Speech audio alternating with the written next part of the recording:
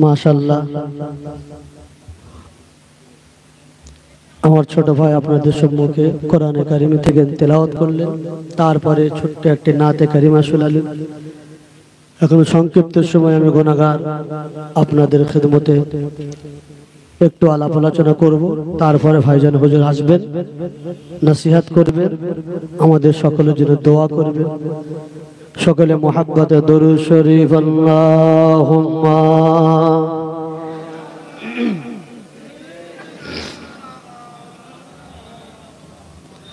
ওয়া আলা আলি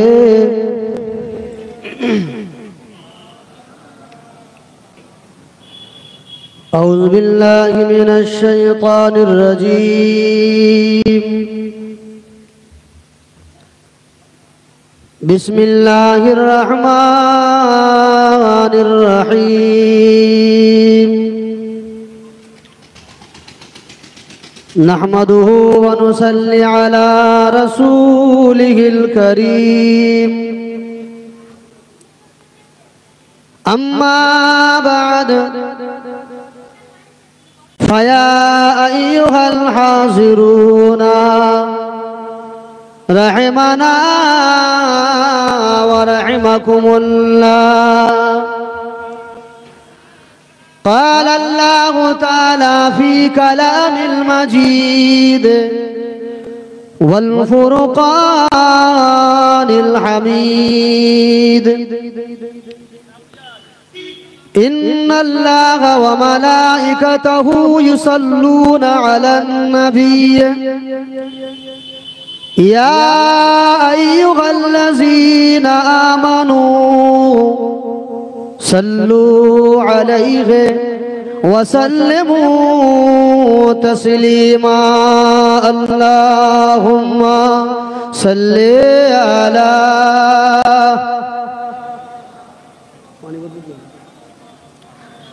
وعلى آله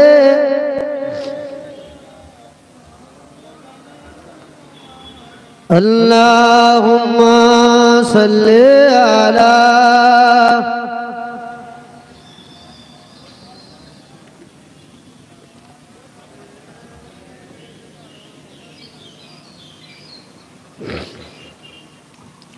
है नजर में जमाले हबीबे खुदा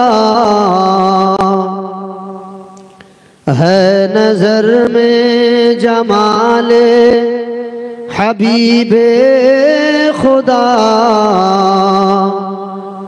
जिनकी तस्वीर सीने में मौजूद है जिसने हमको कलामे इलाही दिया जिसने हमको कलामे इलाही दिया वो मोहम्मद सल्लल्लाहु अलैहि वसल्लम वो मोहम्मद मदीने में मौजूद है जिसने हमको कलामे इलाही दिया वो मोहम्मद मदीने में मौजूद है। मैंने माना कि जन्नत बाग़े हसी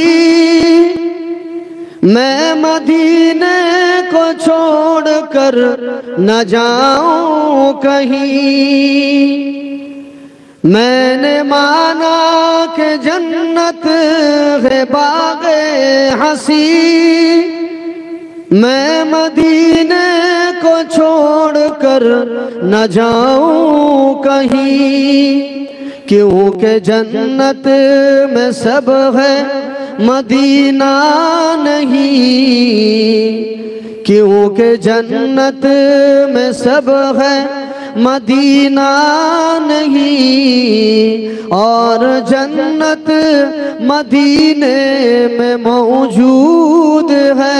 बोलें सकल सुभान अल्लाह बोलें सुभान अल्लाह।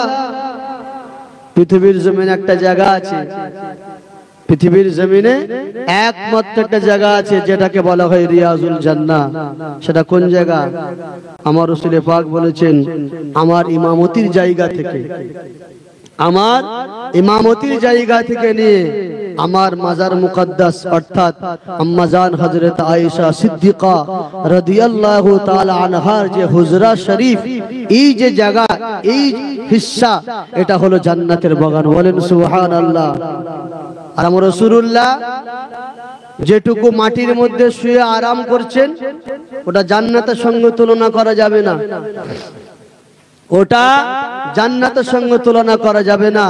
ইমাম জালালউদ্দিন সুয়ুতী রাহমাতুল্লাহ আলাইহি খাসায়াসুল কুবরার মধ্যে লিখেছেন, তার আরেকটি কিতাব ইস্তিবাহুল আজকিয়া বিহায়াতিল আম্বিয়া, ওই কিতাবের মধ্যে লিখেছেন, এবং तमाम পৃথিবীর সমস্ত আহলুস সুন্নাত ওয়াল জামাআতের আলেম উলামাদের শ্রেষ্ঠ আকীদা, মুত্তাফিকা আকীদা হলো আমার রাসূলুল্লাহ যেটুকু মাটির মধ্যে শুয়ে আরাম করছেন, খানায়ে কাবা তো দূরের কথা, আল্লাহর আরশের থেকে বেশি দামি। বলেন সুবহানাল্লাহ। এটা সমস্ত আহলুস সুন্নাত ওয়াল জামাতের মাসলাকের আলেম ওলামার সকলের আকীদা। এটা কথা বুঝা যাচ্ছে না? সেজন্যই যারা আশিকে রাসূল, যারা আশিকে রাসূল হুজুর পাক সাল্লাল্লাহু আলাইহি ওয়াসাল্লাম যারা মুহাব্বত করেন, তাদের অন্তরে রাসূলুল্লাহর মুহাব্বত এমন, জান্নাতের থেকে তারা রাসূলের পাকের রওজা শরীফকে বেশি ভালোবাসে। উলামায়ে কেরামের আকীদার কিতাবে লেখা আছে, কোন ব্যক্তি যদি হজ করতে যায়, খানায়ে কাবার তাওয়াফ করার উদ্দেশ্যে সফর করবে, বুঝেনবেন কথা, আকীদার কথা বলছি। কোন ব্যক্তি হজ বা উমরা করতে যাবে, যাবার সময়ে যদি খানায়ে কাবা তাওয়াফ করার উদ্দেশ্যে সফর করবে, তারপরে রাসূলুল্লাহর রওজা জিয়ারত করবে, যে সওয়াব পাবে উলামায়ে কেরাম বলছেন তার থেকে বেশি সওয়াব পাবে রাসূলুল্লাহর রওজা জিয়ারত করার জন্য সফর করবে, তারপরে খানায়ে কাবা তাওয়াফ করে। বলেন সুবহানাল্লাহ। এটা হলো উলামা আহলুস সুন্নাত ওয়াল জামাতের আলেমদের আকীদা। কথা বুঝছেন না? क्योंकि जन्नत में सब है मदीना नहीं, और जन्नत मदीने में मौजूद है, जिसने हमको कलामे इलाही दिया, वो मोहम्मद मदीने में मौजूद है। अल्लाहुम्मा सल्ले अला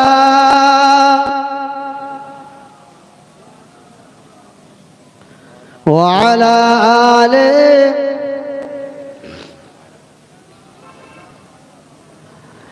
कलमा ला इलाहा इल्लल्लाह, ला इलाहा इल्लल्लाह, ला इलाहा इल्लल्लाह, मुहम्मदुर रसूलुल्लाह, हस्बी रब्बी जल्लल्लाह, माफी कल्बी गैरुल्लाह, नूर मुहम्मद सल्लल्लाह, हक ला इलाहा इल्लल्लाह, ला इलाहा इल्लल्लाह।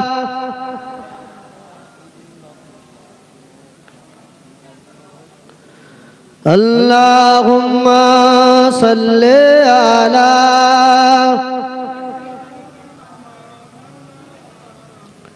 व अला आले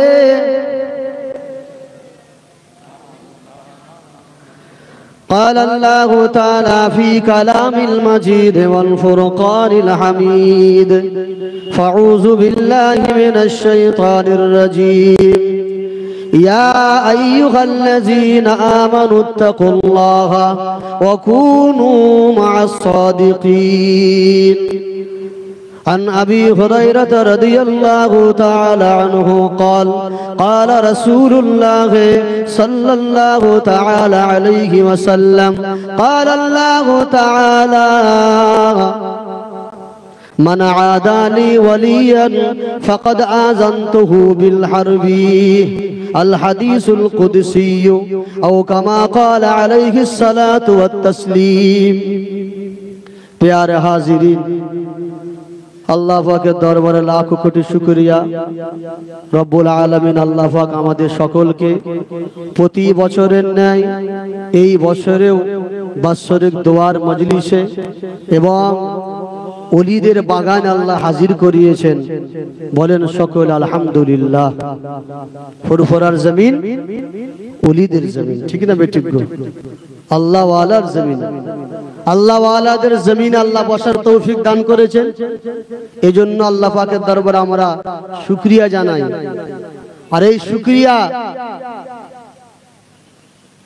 আমরা ভাইজান হুজুরের আদায় করব, কেননা ভাইজান হুজুরকে বলা বারে বারে আমাদেরকে ওলির বাগানে আসার আহ্বান করেন। কি গো, ঠিক না বেঠিক? আর ওলিদের বাচ্চা ওলিদের কোন তানা শরীরে বইছে, তিনিও আল্লাহর ওলি আলহামদুলিল্লাহ। সেই ওলির সোহবতের মানুষ আমরা, নিজেও আশিকা রাসূল আশিকা ওলি, আর তার ভক্ত মানুষ দিগকেও তিনি আশিকা রাসূল আশিকা ওলি বানান। বলেন সুবহানাল্লাহ। সেই চেষ্টায় প্রতি বছরের মতো এই বছর আল্লাহ পাক আমাদেরকে হাজির করিয়েছেন। সেজন্য আমরা সকলেও আমাদের তরফ থেকে ভাইজানের শুকরিয়া আদায় করি। আল্লাহ পাক ওনাকে কবুল করেন, ওনার জন্য দোয়া করি আল্লাহ পাক ওনাকে হায়াত তাইয়্যিবা দান করেন। বলুন আল্লাহুম্মা আমিন।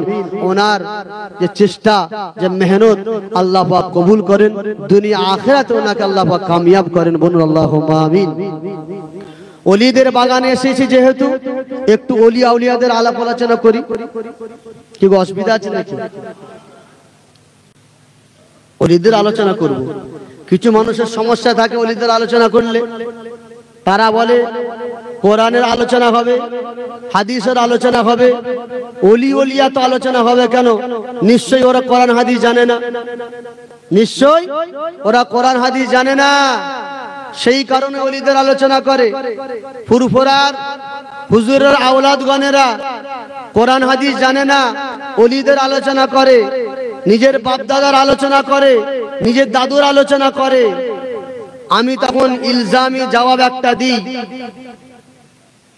ওলিদের আলোচনা কেন করে সেটা তো বলবো।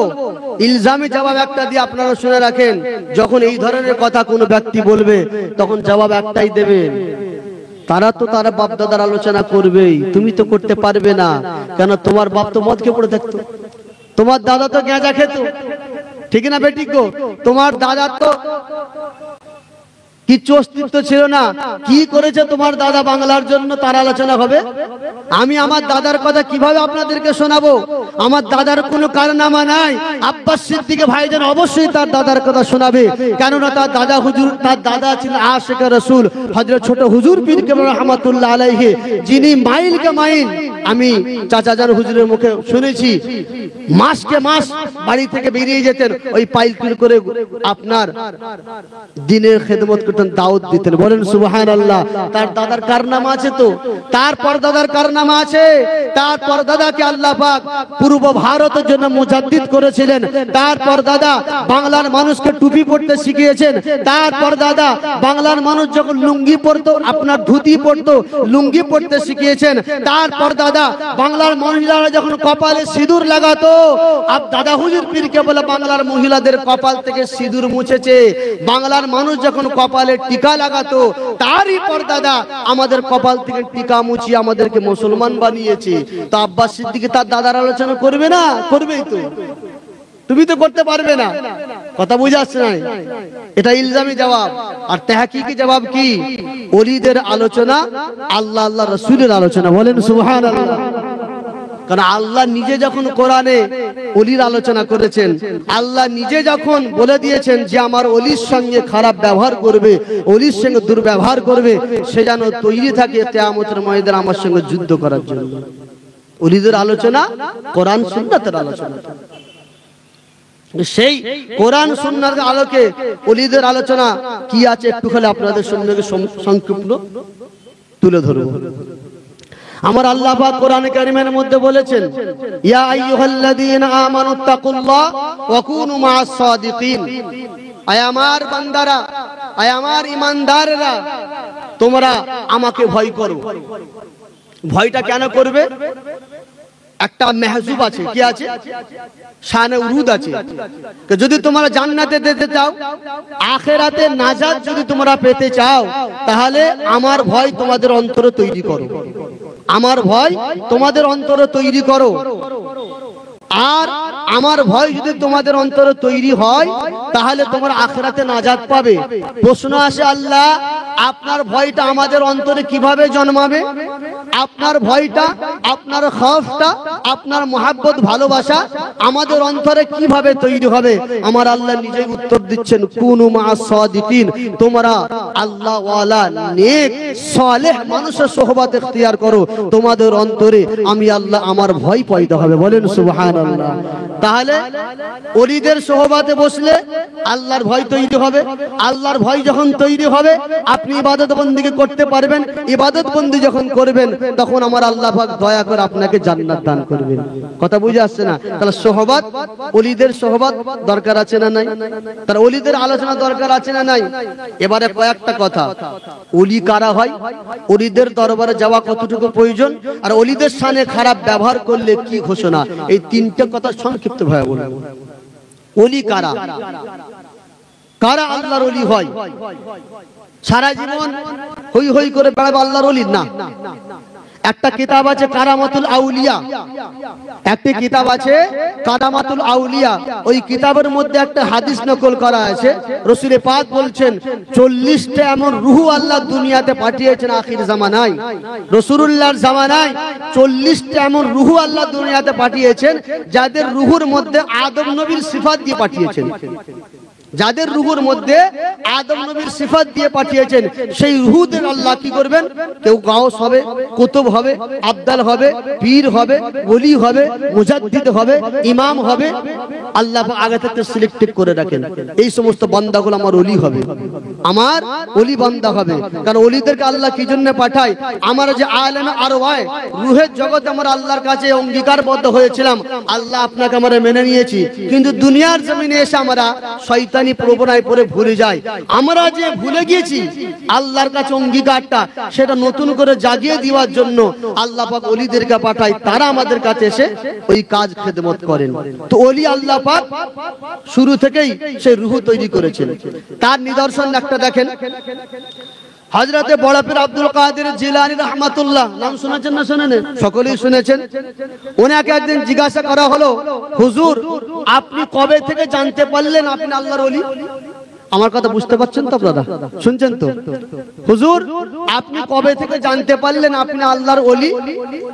বড় পীর সাহেব হুজুর বলেছিলেন, আমার যখন 10 বছর বয়স, আমার বয়স যখন 10 বছর, তখন আমি জানতে পেরেছি আমি ওলি। হুজুর কিভাবে?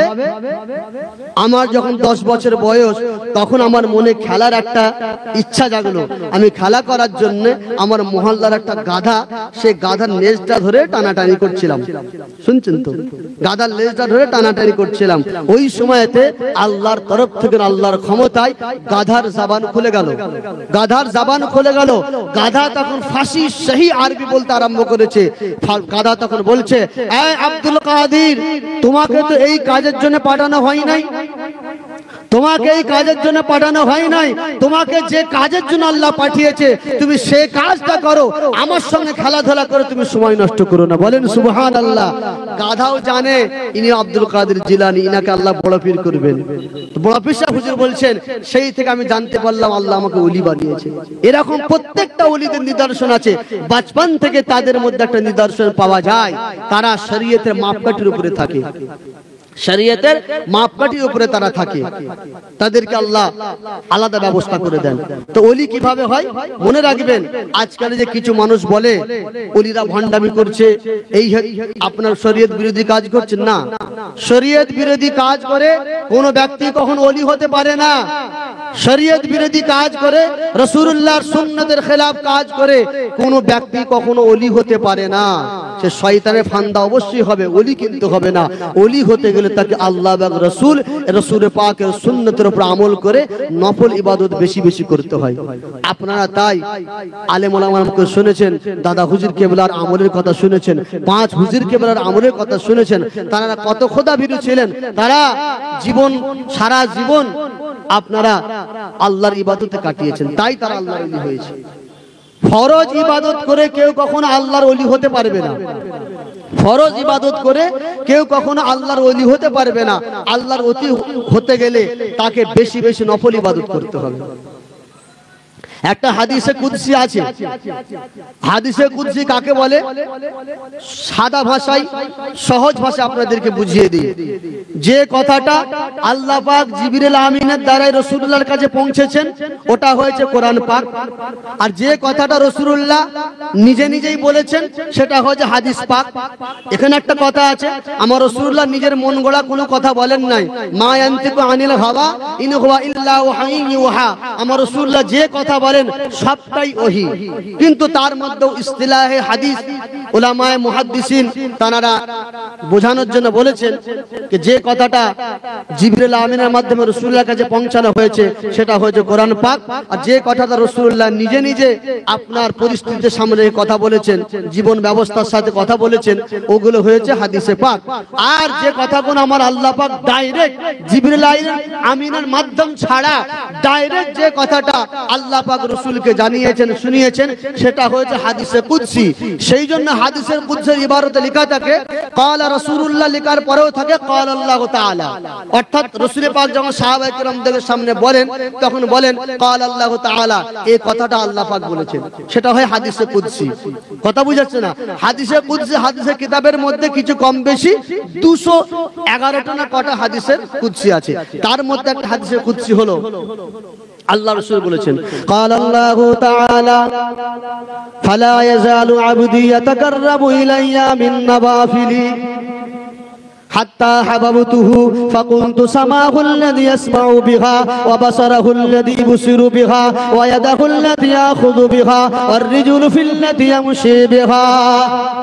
আল্লাহ পাক বলেন, আয় আমার বান্দারা শোনো শোনো, আমার এমন কিছু বান্দা আছে তারা ফরজ ওয়াজিবা সুন্নতে মুআক্কাদা আদায় করার পরে তারা অধিক অধিক পরিমাণ নফল আদায় করে, মুস্তাহাব আদায় করে। ওই সমস্ত ব্যক্তিগুলোর কাছে ফরজ আর নফল দুটোই সমান, কোনোটা কোনোদিন ছাড়ে না।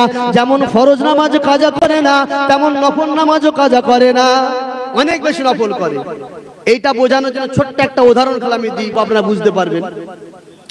মনে করেন কোন একটা দোকান, কোন একটা বড় দোকান, সেই দোকানের মধ্যে 5 জন 6 জন কর্মচারী কাজ করে, মালিক একজন, 6 জন কর্মচারী। স্ট্যাম্প প্যাড কাগজে লেখা রয়েছে সকাল 10টায় দোকানে আসতে হবে, রাতে 8টায় ছুটি হবে, সপ্তাহে একটা ছুটি থাকবে, ইত্যাদি ইত্যাদি। মাসে এত টাকা আপনার তানখা বা মাইনে মোতায়েন করা হয়ে গেল। কথা ক্লিয়ার? 6 জন কাজ করে, 6 জনের মধ্যে থেকে 6 জনই আপনার, বাকি 5 জন 10টা বাজলে আসে, 8টা বাজলে ছুটি, বাড়ি চলে যায়। একজন কর্মচারী সে সকাল 10টায় না এসে বেলা 9টার সময় চলে আসে, 1 ঘন্টা আগে দোকানে আসে, এসে দোকানে না গিয়ে বাড়িওয়ালার মালিকের ঘরে চলে যায়, গিয়ে বলছে মালিক কিছু কাজ করতে হবে নাকি, ভাবি কিছু বাজার টাজার আনতে হবে নাকি। তো মালিকের বাড়ির কিছু কাজ করে, কাজ করে দিয়ে মালিকের বাড়ি থেকে চাবি নিয়ে গিয়ে দোকানটা সবরে খোলে, ঝাঁটপাট পরিষ্কার পরিচ্ছন্ন করে সব ঠিকঠাক করে দেয়। 10টা বাজে বাকিগুলো আসে, রাতে 8টা বাজলেই ছুটি, সবাই চলে যায়, 5 জন বাড়ি চলে যায়। এ কিন্তু যাচ্ছে না, এ মালিকের সঙ্গে থেকে ক্যাশ গুছায়, মালগুলো ঠিকঠাক করে গুছিয়ে দেয়, দোকানটা পরিষ্কার পরিচ্ছন্ন করে দিয়ে শাটার ফেলে দিয়ে মালিকের সঙ্গে ক্যাশ বাক্স নিয়ে মালিকের ঘরে পৌঁছে দেয়। এইভাবে দীর্ঘদিন সকাল 1 ঘন্টা, রাতে 1 ঘন্টা দেরি করে উনি আপনার কি বলে ডিউটি দেয়। এটা কিন্তু ডিউটির বাইরে দীর্ঘদিন করে। এবারে বলেন এই 5 জন যে আছে, এই 5 জনের বাড়ির কোনো দরকার কোনো কাজ আছে? মনে করলেন কোন একটা তার মেয়ের বিয়ে বা কোন একটা কাজ আছে, আর এই ব্যক্তি যে ডেলি 1-2 ঘন্টা করে এক্সট্রা সময় দেয়, তারও বাড়িতে কোনো কাজ আছে।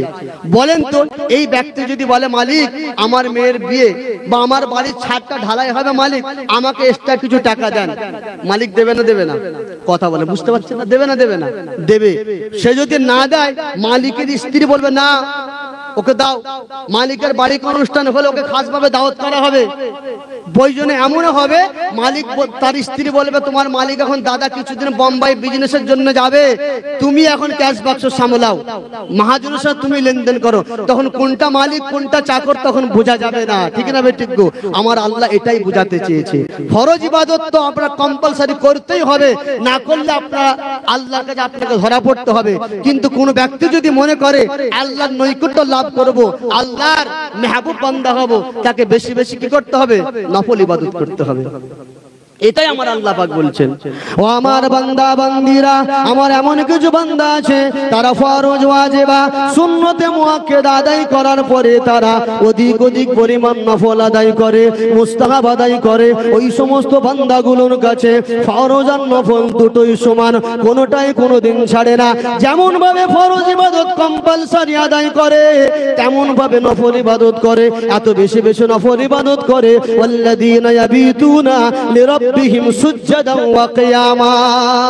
সূরা আল ফুরকান, সূরা ফুরকানের মধ্যে আল্লাহ পাক তার ঈমানদার বান্দার সিফাত বয়ান করেছেন। ওয়া ইবাদুর রহমানিল্লাযীনা ইয়ামশুনা আলাল আরদি হাওনা ওয়া ইযা খাতাবাহুমুল জাহিলুনা ক্বালু সালামা ওয়াল্লাযীনা ইয়াবিতুনা লিরাব্বিহিম সুজদান ওয়া কিয়ামা ওয়াল্লাযীনা ইয়াকুলুনা রব্বানা সরিফ আন্না আযাবা জাহান্নাম ইন্না আযাবাহা কানা গরামা। আমার আল্লাহ পাক বলেন, আমার কিছু বান্দা আছে তারা ফরজ ইবাদত করার পরে অধিক নফল আদায় করে, রাত জেগে জেগে সাব্বাসী, রাত জেগে জেগে ইবাদত করে, কোরআন তেলাওয়াত করে, তাহাজ্জুদের নামাজ পড়ে, আমার বান্দাদের জন্য দোয়া করে, এত বেশি বেশি নফল ইবাদত করে। আমার আল্লাহ বলছেন, ফাকুলতু সামাহুল্লাযী, ওই বান্দার কান আমি আল্লাহ আমার কান হয়ে যায়। বলেন সুবহানাল্লাহ। বান্দার আমি তখন বান্দার কান হয়ে যায়, বান্দার হাত হয়ে যায়, বান্দার জবান হয়ে যায়। মানে জবান থেকে বান্দার ক্ষমতা থাকে আল্লাহর কুদরতের, কান থেকে বান্দার ক্ষমতা থাকে আল্লাহর, কদম থাকে তার ক্ষমতা থাকে আল্লাহর কুদরতের। সেই জন্য দেখবেন ওলিদের জবানের কথা আলাদা, ওলিদের কানে শোনা আলাদা। আপনি অবাক হবেন, একটা কিতাব আছে পসন্দিদা ওয়াকিয়া, হযরত মাওলানা আশরাফ আলী থানভী রাহমাতুল্লাহ আলাইহি লিখেছেন। তাতে লেখা আছে, বড় পীর সাহেব রাহমাতুল্লাহ আলাইহি যখন ওয়াজ নসিহত করতেন, আল্লাহ পাক ওনার জবানে এমন কুদরত দিয়েছিলেন, ওনার মজলিসে 30, 60, 90 হাজার মানুষ পর্যন্ত ওনার মজলিসে বসে থাকতেন। বড় পীর সাহেব হুজুর যখন নসিহত করতেন, সামনের মানুষ যেমন শুনতে পেত, 90 হাজার মানুষ পেছনে যেমন থাকতেন, যে মানুষগুলো থাকতো তারাও সমানভাবে শুনতে পেত। বলেন সুবহানাল্লাহ। আজকে এতজন মানুষ বসে আছে, যারা পেছনে বসে আছে, আমি যদি কথা বলি আমার আওয়াজ এত কম, আমার কলজের ক্ষমতা এত কম, পিছনে মানুষ শুনতে পাবে না। কিন্তু বড় পীর সাহেব হুজুর যখন ওয়াজ নসিহত করতেন, বিনা মাইকে 90 হাজার মানুষ সমানভাবে শুনতে পেত। কিভাবে? জবান থাকতো বড় পীর সাহেব হুজুরের, সেই জবানে ক্ষমতা দিয়েছেন আল্লাহ। বলেন না সুবহানাল্লাহ। আপনারা দেখেন না, শুনুন না, যে ছোট হুজুর কেবলা ফুঁক দিয়ে বোতল ফাটিয়ে দিয়েছে, আর আমি ফুঁক তো দূরের কথা, স্ট্যান্ড ফ্যান চালিয়ে দিলে বোতল ফাটবে না। কিভাবে হলো? জবান ছিল ছোট হুজুরের, ক্ষমতা ছিল আল্লাহর। দেখেন না আল্লাহর ওলি বান্দারা, আপনারা শুনেছেন না, দাদা হুজুর কে একটা খলিফা ছিলেন সুফি আব্দুল মাহবুব সুফি আব্দুল মোমিন রাহমাতুল্লাহ আলাইহি, পাতিহালা জানার মাজার আছে, হিন্দু থেকে মুসলমান হয়েছিলেন।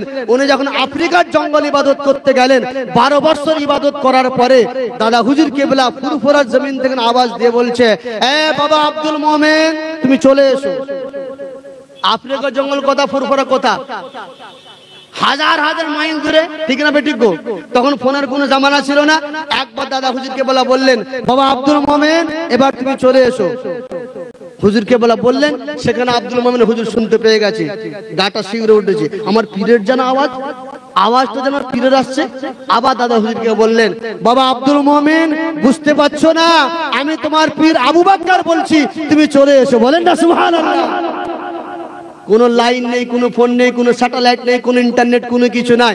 এখান থেকে পীর সাহেব বলেছে, তার জবানের ক্ষমতা আল্লাহ এত দিয়েছে, আফ্রিকার জঙ্গলে পৌঁছে গেছে।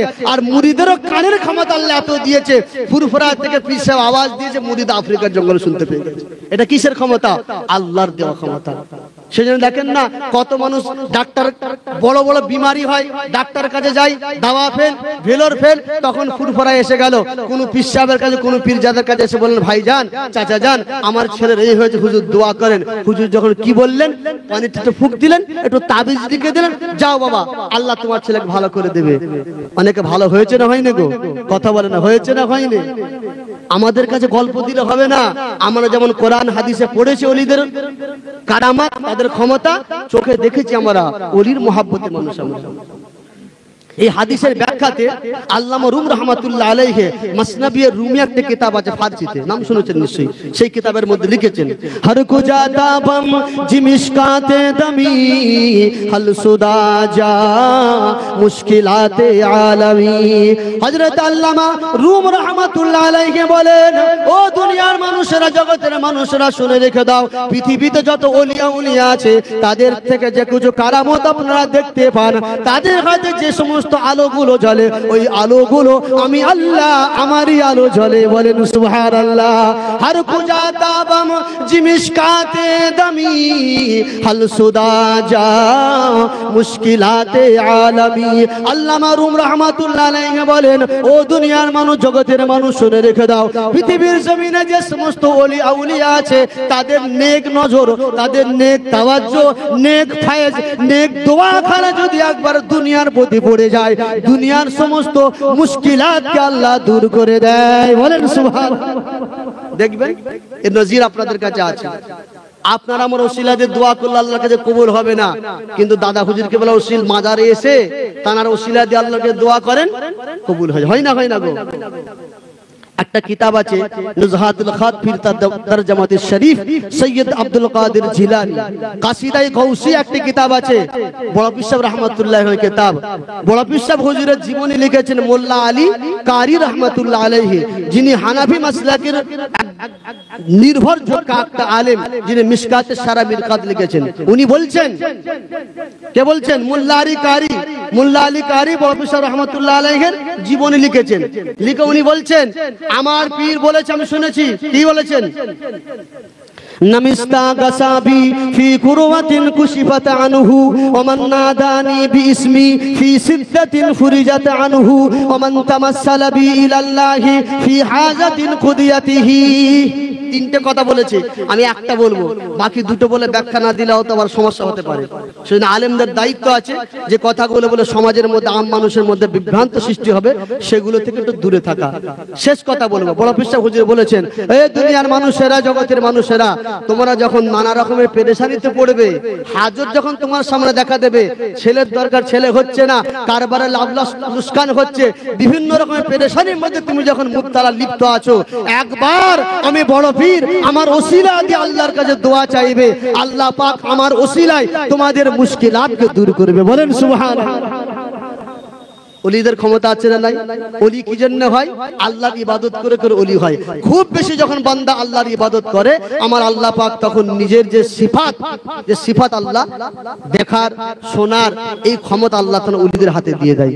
আমি শুনেছি, আপনারা শুনেছেন, পড়েছি, হযরতে শাহ ওলিউল্লাহ মুহাদ্দিসে দেহলভী রাহমাতুল্লাহ আলাইহি একটা কিতাব আছে হুজ্জাতুল্লাহিল বালিগা।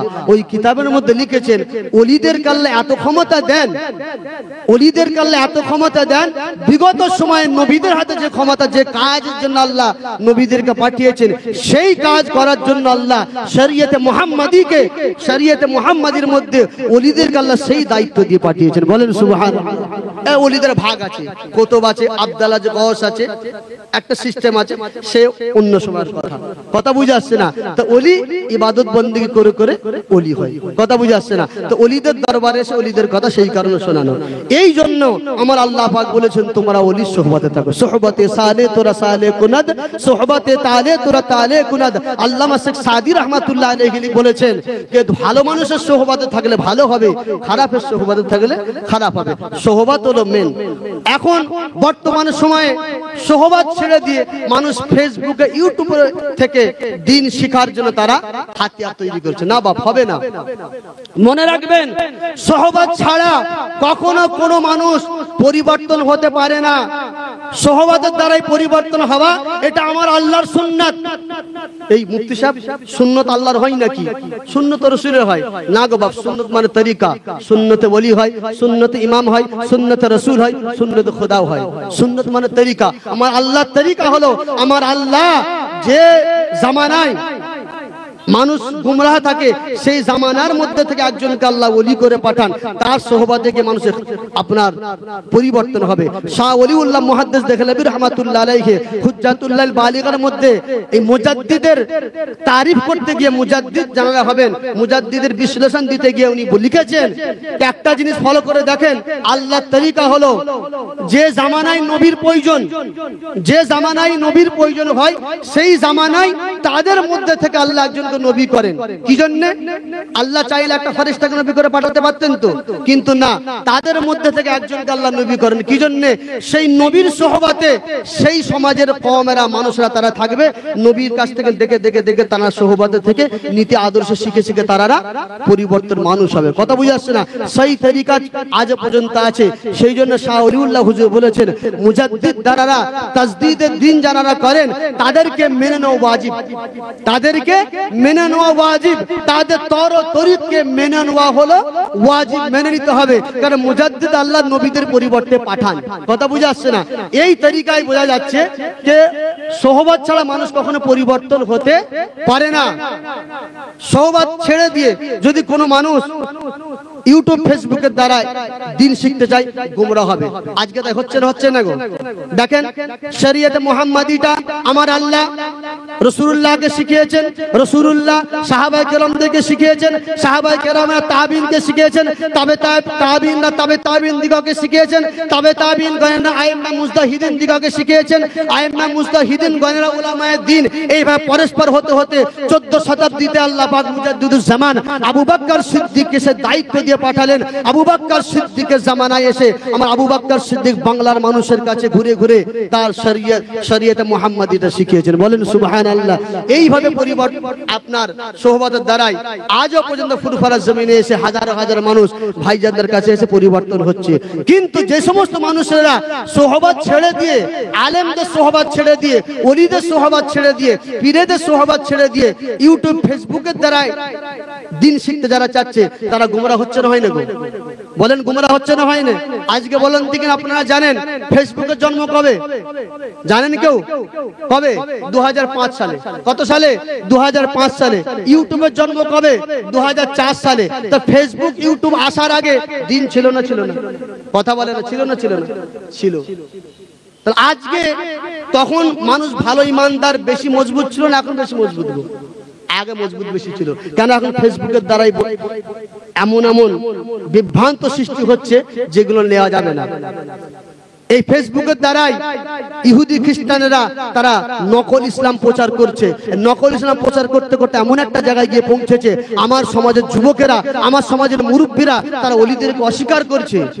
এমন পর্যায়ে পৌঁছে গেছে, ইমাম আজম আবু হানিফার সম্বন্ধে ভুলভাল ধারণা করে, বড় পীর সাহেবকে মুশরিক বলে, দাদা হুজুরকে মুশরিক বলে। কি ক্ষমতা!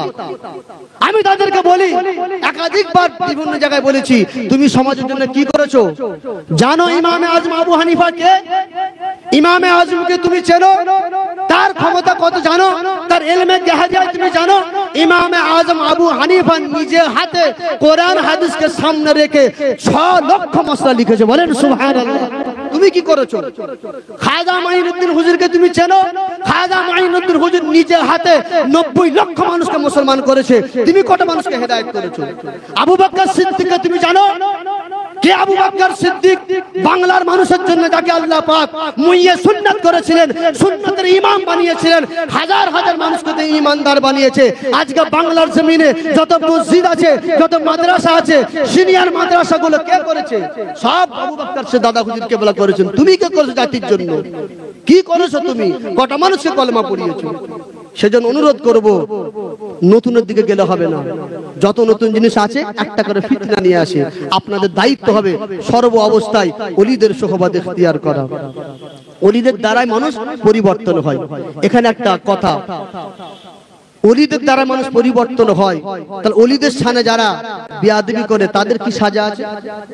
যে হাদিসে কুদসিতে আমি পড়েছিলাম, আল্লাহ রাসূল বলছেন যে আল্লাহ পাক বলেছেন, মান আদালি ওয়ালিয়ান ফাকাদ আযানতুহু বিল হারবি, যে ব্যক্তি আমার ওলির সঙ্গে খারাপ ধারণা রাখবে, আমার ওলির সঙ্গে দুর্ব্যবহার করবে, আমার ওলির সঙ্গে খারাপ ধারণা রাখবে, তাদেরকে তারা যেন প্রস্তুত থাকে কিয়ামতের ময়দানে আমার সঙ্গে যুদ্ধ করার জন্য।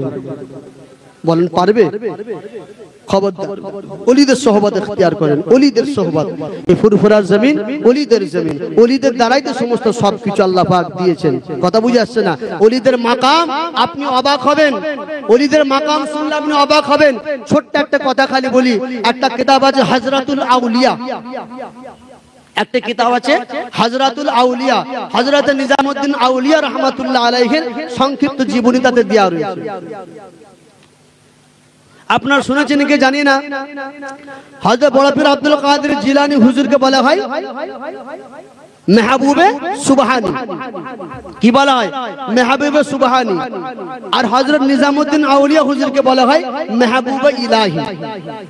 শুনছেন কথা তো? ওলিদের মাকামটা বোঝানোর জন্য বলছি খালি। নিজামউদ্দিন আউলিয়া হুজুরকে বলা হয় মেহবুবে ইলাহি, আর হযরতে বড় পীর রাহমাতুল্লাহ আলাইহিকে বলা হয় মেহবুবে সুবহানী। অর্থাৎ দুজনেই ছিলেন আল্লাহর মেহবুব বান্দা। হাবিব আলাদা, মেহবুব আলাদা, আশিক আলাদা, মাশুক আলাদা। তো মেহবুব মানে তাদেরকে আল্লাহ পছন্দ করেছেন। হযরত নিজামউদ্দিন আউলিয়া একটা খলিফা ছিলেন, তার নাম আমির খুসরু। আপনারা কথা শুনছেন তো? আমির খুসরু। আমির খুসরু একদিন হযরত বুয়ালি শাহ কালান্দার রাহমাতুল্লাহ আলাইহির দরবারে গেছেন। ওলিদের কথা বলছি, ওলিদের বাগান যেহেতু হাদিস কোরআন বলছে, এটা আমি প্রথমে বলে দিলাম। ওলিদের আলোচনা আল্লাহ নিজে করেছেন, আমার হুজুর করেছেন, সাহাবারা করেছেন, আমি কেন করব না? কেন? কোরআন সুন্নাত আলোচনা এটাতে। আল্লাহর ওলি বান্দা একটা ছিলেন বুয়ালি শাহ কালান্দার রাহমাতুল্লাহ আলাইহি, নাম আপনারা শুনেছেন। ওনার একটা খুসুসিয়াত ছিল, ওনার দরবারে যখন কোনো মানুষ বসতেন কিছুক্ষণের মধ্যেই উনি তাদের সকলকে রাসূলুল্লাহ জিয়ারত করিয়ে দিতেন। বলেন সুবহানাল্লাহ। এবং রূহানি হালতে তার মাকামটাকে দেখিয়ে দিতেন যে কোন ওলির মাকাম কোন জায়গাতে আছে, কোন ওলির মাকাম কেমন আছে, উনি সেই মজলিসে দেখিয়ে দিতেন। তো আমির খুসরু রাহমাতুল্লাহ আলাইহি, যে নিজামউদ্দিন আউলিয়া হুজুরের খলিফা, উনি একদিন বুয়ালি শাহ কালান্দার রাহমাতুল্লাহ আলাইহির দরবারে গিয়ে বসেছেন। ওনারও রাসূলুল্লাহ জিয়ারত নসিব, উনি দেখতে পাচ্ছেন আমি রাসূলুল্লাহ দরবারের মধ্যে বসে আছি, সেখানে অনেক বড় বড় আল্লাহর ওলিরা রয়েছে, ইমাম রয়েছেন, গওস রয়েছে, বহুত বড় বড় আল্লাহর ওলি আছেন, আল্লাহর ওলি বান্দার রয়েছে। কিন্তু দেখছে এতে অনেক বড় বড় আল্লাহর ওলি আছেন, রাসূলুল্লাহ দরবার কায়েম আছে, কিন্তু আমার পীর হযরত নিজামউদ্দিন আউলিয়াকে দেখতে পেলাম না। আমার পীর হযরত নিজামউদ্দিন আউলিয়াকে আমি দেখতে পেলাম না। তখন আমির খুসরুর মনে একটা খারাপ লাগলো, বা আরো মানুষ তারা বললেন কি ব্যাপার গো, এখানে সবাইকে দেখতে পেলাম, তোমার পীর নিজামউদ্দিন আউলিয়াকে দেখতে পেলাম না, তাহলে কি তোমার পীরের মাকাম এখনো পর্যন্ত সে জায়গায় পৌঁছায় না? ওনার মনটা খারাপ। হযরত আমির খুসরু তখন নিজের পীর হযরত নিজামউদ্দিন আউলিয়ার কাছে জিজ্ঞাসা করলেন, হুজুর আজকে আমি বুয়ালি শাহ কালান্দার রাহমাতুল্লাহ আলাইহির দরবারে গিয়েছিলাম, সেখানে গিয়ে আমি এই জিনিস দেখলাম, সব ওলিদেরকে দেখতে পেলাম, হুজুর আপনাকে দেখতে পেলাম না, আমার মনটা খারাপ।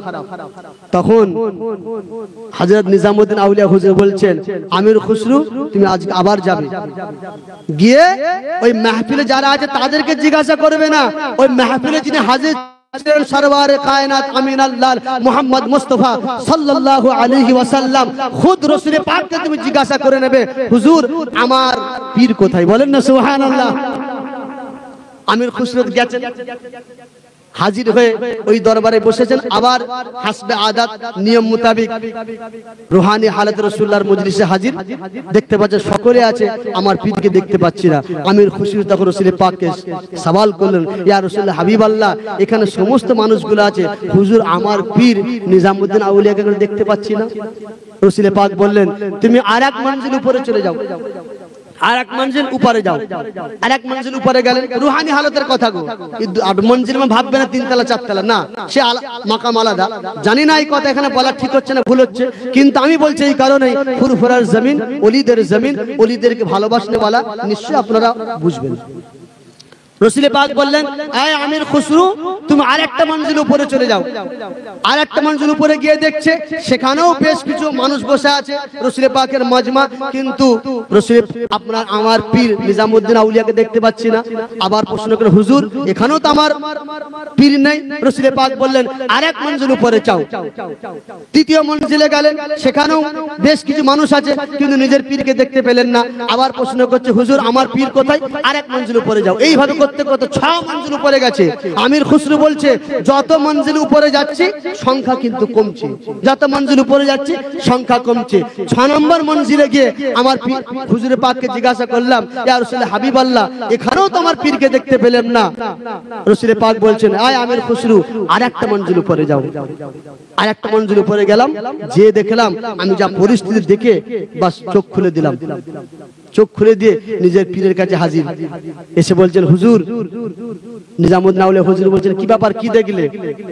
কি দেখলে? বলে হুজুর শেষ মঞ্জিলে 7 নম্বর মঞ্জিলে 7 মঞ্জিলে গিয়ে দেখতে পেলাম আপনি রসুলের পাকের সামনে বসে আছেন। ওখানে আর কি আছে? আর হুজুর দুজন আছে। আমি আপনাকে দেখার পর আর কোনো দিকে তাকাই না, আমি খুশিতে সঙ্গে সঙ্গে চোখ খুলে দিয়েছি। ওই সময়তে হযরতে নিজামুদ্দিন আউলিয়া বলেছিলেন, আয় আমার খলিফা আমির খুসরু শোনো, তুমি কি জানো রসুলের পাকের ডান পাশে যেই ব্যক্তি বসেছিলেন ওনাকে তুমি কি চেনো? রাসূলুল্লাহর বাম পাশে যে ব্যক্তি বসেছিলেন ওনাকে তুমি কি চেনো? আমির খুসরু বলেছিলেন, না হুজুর আমি চিনি না, আমি শুধু দেখলাম আপনি রাসূলের পাকের সামনে বসে আছেন, আপনাকে দেখার পরে চোখটা খুলে দিলাম। ওই সময়তে নিজামুদ্দিন আউলিয়া হুজুর বলেছিলেন, আয় আমির খুসরু শোনো শোনো, রাসূলুল্লাহর বাম পাশে যে ব্যক্তিটা বসেছিলেন উনি অন্য কেউ নয়, অন্য কেউ নয়, আমাদের সকলে পীর হিন্দুস্তানের বাদশাহ হযরত খাজা গরিবে নওয়াজ মাইনুদ্দিন চিশতি আজমিরি রাহমাতুল্লাহ ওয়ালাইহি সুবহানাল্লাহ। ডান পাশে যে ব্যক্তি বসেছিলেন উনি অন্য কেউ নাই, উনি হলেন পীরানে পীর গৌসুল আজম মাহবুবে সুবহানী কুতুবে রব্বানী আলা হযরত বড় পীর আব্দুল কাদের জিলানী রাহমাতুল্লাহ ওয়ালাইহি সুবহানাল্লাহ। কি মাকাম দেখেছে? তুমি চাষা মদেশ্বর কি বুঝবে? চোখে যদি তোমার কাঠের চশমা লাগানো থাকে বুঝতে পারবে? পারবে না। সারা ভারতবর্ষের মুত্তাহিদা হিন্দুস্তানের যখন 6টা মুলকে হিন্দুস্তান ছিল, সকলের উস্তাদের উস্তাদের উস্তাদ হলো শাহ ওলিউল্লাহ মুহাদ্দিস দেহলভী রাহমাতুল্লাহ আলাইহি। আহলুস সুন্নাতুল জামাতের মাসলাকে যত আলিম আছে, উলামায়ে ফুরফুরা, উলামায়ে দেওবন্দ, উলামায়ে বেরেলভী, যেই হোক না কেন, যে আহলুস সুন্নাতুল জামাতের মাসলাকের আলেম হবে তাদের সকলের উস্তাদ হলো শাহ ওলিউল্লাহ মুহাদ্দিস দেহলভী রাহমাতুল্লাহ আলাইহি। যে আহলে বাতিল তার সঙ্গে কোনো কথা নাই আমার, যে আহলে বাতিল তার সঙ্গে আমার কোনো কালাম নাই। আগে তুমি নিজেকে হক বলে প্রমাণ করো, তারপরে তোমার সাথে কথা। তুমি তো নিজেই নাহক, নাহকের সাথে কোনো কথা নাই। কি গো, এই দ্বীন ইসলাম শরীয়তের কথা, নামাজ রোজা হজ যাকাত তাসবিহ তাহলিল রাসূলুল্লাহর মুহাব্বতের কথা কাকে শোনাবে? হিন্দু কাফির কেন মুসলমানকে কথা বলে না, কাকে শোনাবে? মুসলমান দিগকে যারা আগে ঈমান এনেছে তাদেরকে শোনাবো। হিন্দুদেরকে শোনাতে যাবো আমরা? যাব না। তাই আকীদার কথা, ওলিয়া আউলিয়ার কথা, কোরআন সুন্নাতের কথা, মুহাব্বতের কথা তাকেই শোনাবো যার আকীদা ঠিক আছে। যে আহলে বাতিল তার সঙ্গে কোনো কথা নাই। তো সমস্ত তারা অনেক কিছু বলবে, তারা অনেক কিছু বলবে। শাহ ওলিউল্লাহ মুহাদ্দিস দেহলভী রাহমাতুল্লাহ আলাইহি নিজে ছিলেন মস্ত বড় আল্লাহর ওলি মানুষ, এবং ওলিদের উপরে ওনার অগণিত কিতাব আছে। একটা কিতাব লিখেছেন কওলুল জামিল, একটা কিতাব আছে কওলুল জামিল। সেই কিতাবের মধ্যে উনি বায়াত, তারবিয়াত, ওলিদের সিফাত, ওলিরা কেমন হবে এবং বায়াত করা কি টোটাল জিনিস তিনি লিখে দিয়েছেন। যে বায়াত করা হলো সুন্নাতে রাসূল, বায়াত করা সুন্নাতে রাসূল, এবং সমস্ত উলামাদের মুত্তাফিক ফতোয়া মাসলা হলো যে আপনার ওলিদের সোহবত ইখতিয়ার না করা পর্যন্ত কোনো মানুষ প্রকৃত মানুষ হতে পারবে না। আশরাফ আলী থানভী রাহমাতুল্লাহ লিখিত একটা কিতাব আছে আপনার আল ইলম ওয়াল উলামা, ওই কিতাবের মধ্যে লিখেছেন, মেরে নজদীক সোহবতে কামিलन मेरे नजदीक फर्ज आइन है, क्यों ना हो जो चीज ईमान की हिफाजत का जरिया हो उसके फर्ज आइन होने में कोई शुबा नहीं। বলছেন সোহবতে কামিলিন আমার নজরে শরীয়তের নজরে ফরজ আইন, ফরজ। কেন? ইমানের হেফাজত ফরজ, আর ইমানের হেফাজত ওলি ছাড়া হয় না। ইমানের হেফাজত ওলি ছাড়া হয় না, সোহবত ছাড়া, আল্লাহর ওলি ছাড়া কখনো ইমানের হেফাজত কখনো হতে পারে না। আর ইমানের হেফাজত না করলে আপনার সব বেকার। একটা হাদিস আছে সমস্ত হাদিসের কিতাবে, যেটাকে হাদিসে জিবরিল বলা হয়, যেটাকে হাদিসে জিবরিল বলা হয়, তাতে লেখা আছে মাল ইহসান। এরা বলে হাদিসে আমরা পীর মুরিদি পাই না, হাদিসে আমরা পীর মুরিদি পাই না, হাদিসে বায়াত ও তারবিয়াত পাই না। তোমাদের কচু পড়া পড়েছে কি তোমরা? তাহলে কি পড়াশোনা করলে? তাহলে কিতাবুজ জুহুদ হাদিসে নাই, কোরআনে সুফিজম নাই, কোরআনে ইলমে বাতিন নাই, কোরআনের মধ্যে মুহসিনিন, যারা আমার তালিব ইলম ভাইয়াতে শুনে রেখে দাও, মুহসিনিন যে আয়াতগুলো আছে সমস্ত মুহসিনিন আয়াতের ব্যাখ্যা হলো ইলমে তাসাউফ। আর হাদিসে জিবরিল আছে, হাদিসে জিবরিলের মধ্যে পরিষ্কার ব্যাখ্যা দেওয়া রয়েছে। বলছে মাল ইহসান, কে বলছেন? জিবরিল আমি রাসূলুল্লাহকে প্রশ্ন করছেন মাল ইহসান, হুজুর ইহসান মানে কি? আল্লাহ রাসূল বলেছেন আনতা আবুদাল্লাহা কাআন্নাকা তারাহু ফাইন লাম তাকুন তারাহু ফাইন্নাহু ইয়ারাকা। বলছেন ইহসান মানে হলো যখন তুই ইবাদত বন্দেগী করবে মনে করবে আমি আল্লাহকে দেখতে পাচ্ছি। আনতা আবুদাল্লাহ কাআন্নাকা তারাহু, আমি ইবাদত করছি গোয়াকে, কাআন্না মানে গোয়া, একদম যেন মনে হচ্ছে আমি আল্লাহকে দেখতে পাচ্ছি। ফাইল্লাম তাকুন তারা, না আমি আল্লাহকে দেখতে পাচ্ছি না, আমার ভিতরে অত সে পাওয়ার নাই, ইমানে নূর নাই, আমি নামাজ পড়ে স্বাদ পাচ্ছি না, নামাজ পড়ে আমি মজা পাচ্ছি না, আল্লাহকে দেখতে পাচ্ছি না, তুমি এটা মনে করো ফাইন্নাহু ইয়ারাকা, আল্লাহ আমাকে দেখতে পাচ্ছে। বলেন সুবহানাল্লাহ। এটা ইলমে তাসাউফ। এটা কি? ইলমে তাসাউফ, ইলমে বাতিনি। এটা কোথা তৈরি হবে? এটা হাটে বাটে, মাঠে ঘাটে, বাজারে তৈরি হয় না, এটা ওলির সোহবতে তৈরি হবে। এটা কোথা তৈরি হবে? ওলির সোহবতে তৈরি হবে। আজকে বড় প্ল্যান করে হাদিসের দোহাই দে, কোরআনের দোহাই দে, সুন্দর করে আলেম ওলামার কাছ থেকে, ওলিদের কাছ থেকে আম পাবলিককে সরানো হচ্ছে।